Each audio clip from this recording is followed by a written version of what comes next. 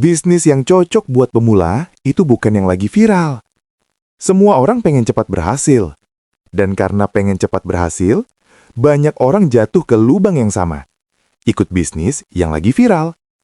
Setiap tahun selalu ada.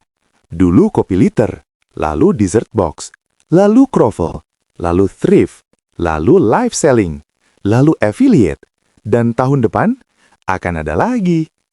Masalahnya bukan di bisnisnya, masalahnya di cara orang memulainya. Banyak pemula berpikir, kalau lagi viral berarti pasti laku. Padahal realitanya begini, yang bikin viral itu bukan produknya, tapi momentumnya. Dan momentum itu tidak menunggu kamu siap.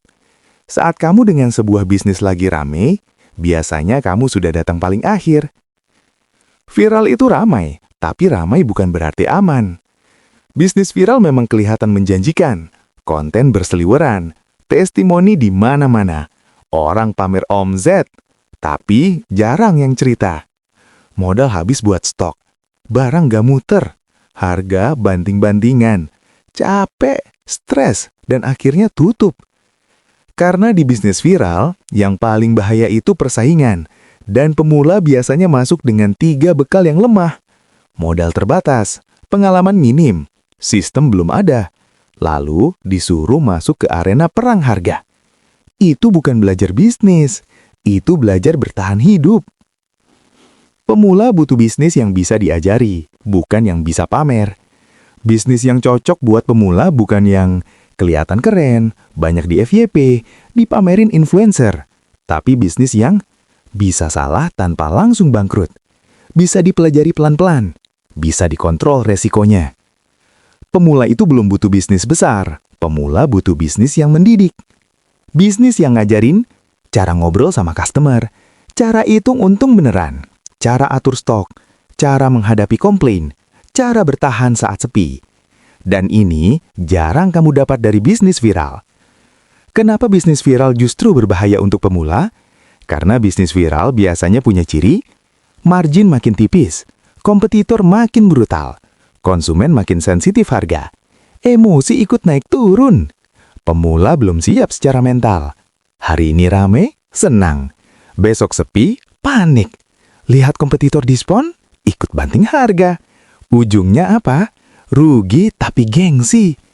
Dan yang paling menyakitkan, bukan cuma uang yang habis, tapi kepercayaan diri ikut hancur.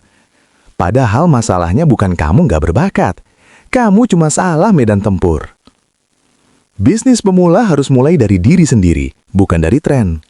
Pertanyaan penting sebelum mulai bisnis bukan, bisnis apa yang lagi viral? Tapi, saya bisa apa? Saya ngerti apa? Saya punya akses ke apa? Masalah apa yang sering saya temui? Bisnis yang cocok buat pemula itu biasanya nggak heboh, nggak viral, tapi konsisten dibutuhkan.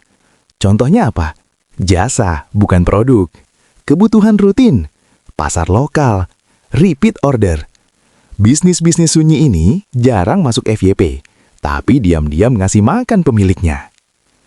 Jangan kejar cepat laku, kejar bisa bertahan.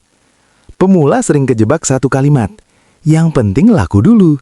Padahal yang lebih penting, bisa bertahan atau enggak. Bisnis yang laku tapi nggak ngerti alurnya, nggak ngerti angkanya, nggak ngerti sistemnya. Itu bukan fondasi, itu jebakan. Lebih baik bisnis kecil, sepi di awal. Tapi kamu ngerti, kenapa orang beli, dari mana untung datang, kenapa ada yang komplain, bagaimana cara memperbaiki. Itu modal jangka panjang. Viral itu cocok buat yang sudah punya sistem. Ini penting.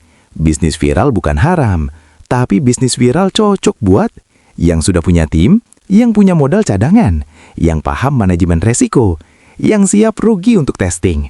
Bukan untuk pemula yang baru belajar jualan, masih campur uang pribadi, mudah panik, mudah tergoda.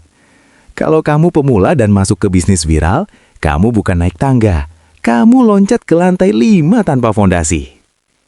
Penutup, jangan takut bisnis yang gak kelihatan keren. Bisnis yang cocok buat pemula sering kelihatan biasa, gak pamer, gak viral, tapi justru dari situ kamu belajar jadi pebisnis beneran. Ingat, Tujuan awal bisnis bukan viral. Tujuan awal bisnis adalah hidup dan bertumbuh. Lebih baik pelan tapi ngerti daripada cepat tapi hancur. Kalau hari ini kamu lagi mikir, ikut tren ini nggak ya? Mungkin jawabannya bukan ikut atau enggak, tapi saya sudah siap atau belum. Dan kalau belum siap, itu bukan kelemahan, itu kedewasaan.